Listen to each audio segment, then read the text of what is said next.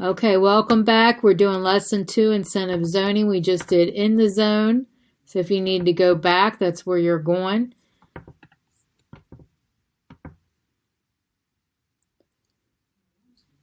All right, incentive zoning. I don't know why that popped up. All right, let's rejoin Joe and Jerry as they enter into the area of incentive zoning and how it relates to Florida area ratio. Florida area ratio, which is also known as FAR. Let's talk about incentive zoning. Incentive zoning is where a municipality will allow an otherwise prohibited type of construction if the developer will give the municipality something back. Often this relates to the Florida area ratio, which you can call FAR for short. You get the FAR by dividing the gross floor area of a building by the total area of the lot.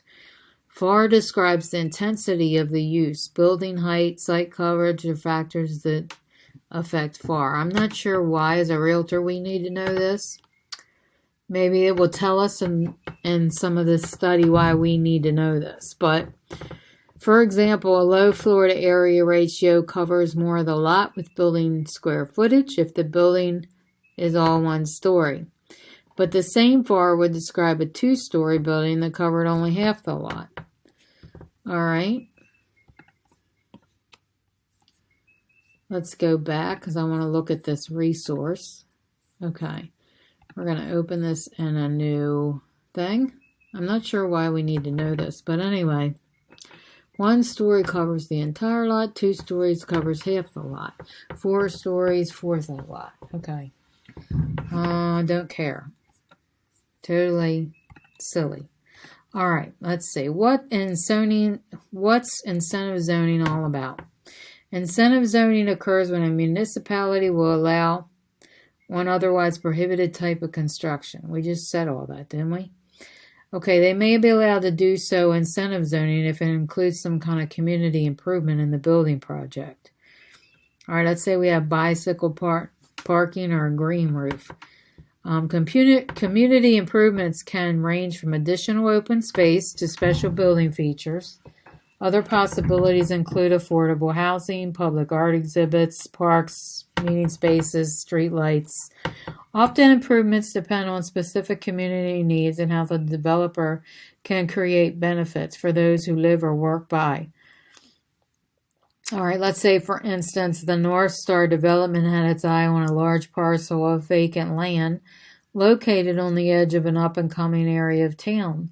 The zoning restriction limit the height and density of commercial buildings.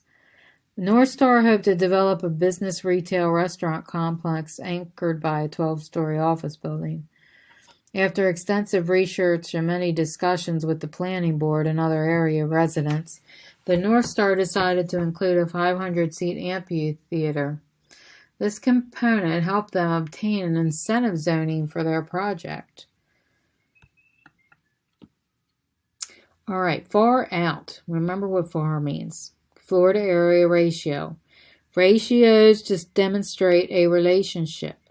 FAR shows the relationship between a building's usable floor area and the area of the lot.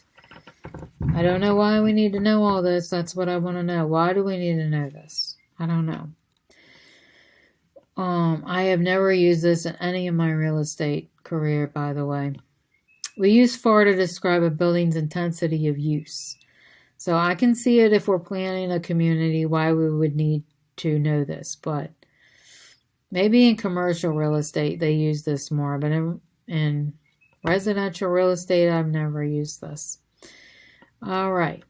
So parking structures are not included in the FAR calculation because they are not considered usable floor area.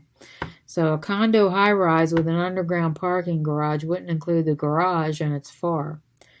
I guess this is how they're determining how many square feet the house is.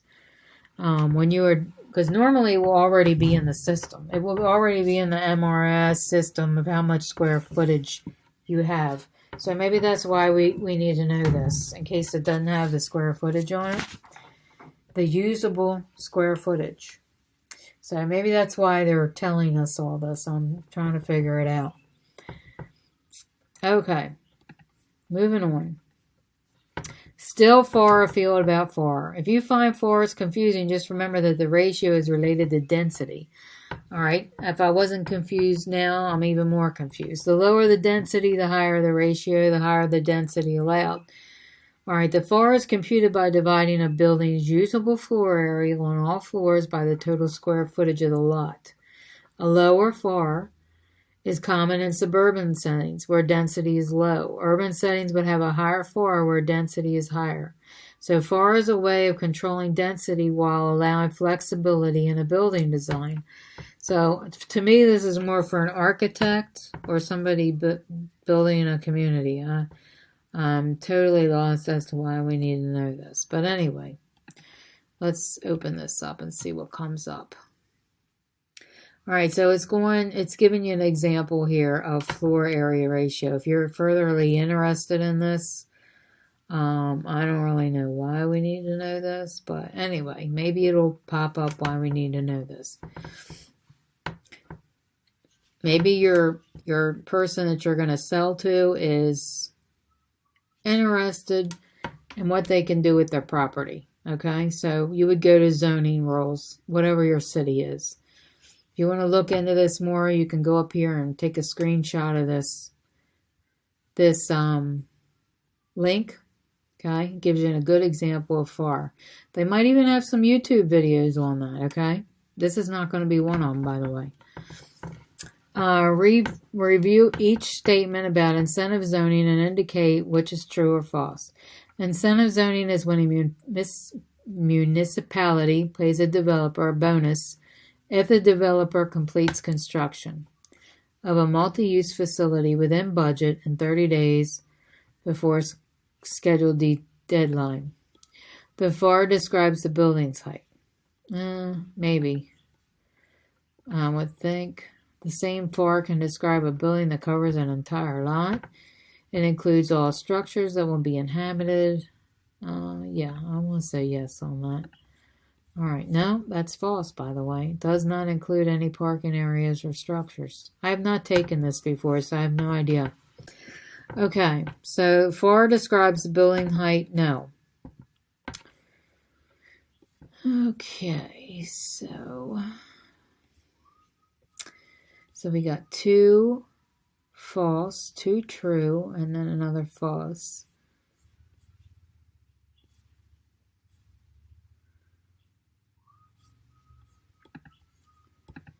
All right. Let's go back through this a minute. Let's hit answers and go back through this. If you need to take any screenshots, now would be your time. FAR describes the building's height. No, it does not. It is calculated by dividing the gross floor by the building's lot. It uncovers the entire lot, half the lot, or just 1/4 of the lot. Remember we showed you that little picture? It includes all structures that will be inhabited by, plus any parking areas. No, it does not include structures that will be inhabited. I guess the main thing that FAR does is it helps figure out how much living space or how much inhabited means, living, right? Let's see if we can Google the purpose of FAR. The purpose of FAR and see if anything comes up. No. In real estate. Let's put in real estate. And zoning. Okay, let's do zoning. See what comes up. All right. Is to limit urban density. To limit a number of people that a building can hold. Okay. I mean, I still don't know why we as a real estate agent need to know this, but that's the purpose of FAR. To limit how many people a building can hold. So maybe if I don't know if it applies to residential, but I could see that in residential. Okay, let's say you are selling a residential home to somebody and they want to build a multi-family basement to where they can rent it out, or their mother-in-law could stay in it. And she's got like 2 godchildren she wants to stay with you, so maybe they're maybe in this case and instance, the zoning is important because you can only have so many people living in the house. I'm just creating a scenario why we need to know this. I don't know if that's true or not. Because we're not going to be, unless you're in commercial, you're really not going to need to know how many people can live in a building, but you're going to mostly be selling residential property. And if there's a rule on how many people can actually live in the house, which I've never heard of that, but if there is, that might be good to know, right? If anybody knows and they're actually watching this and want to comment below, that would be awesome. And help the rest of us understand it, that would be awesome. Okay. So the next thing we're going to talk about is bulk zoning. So if you're following along, you want to look for this title. And this will be the next video in this unit here, okay? Thank you for watching.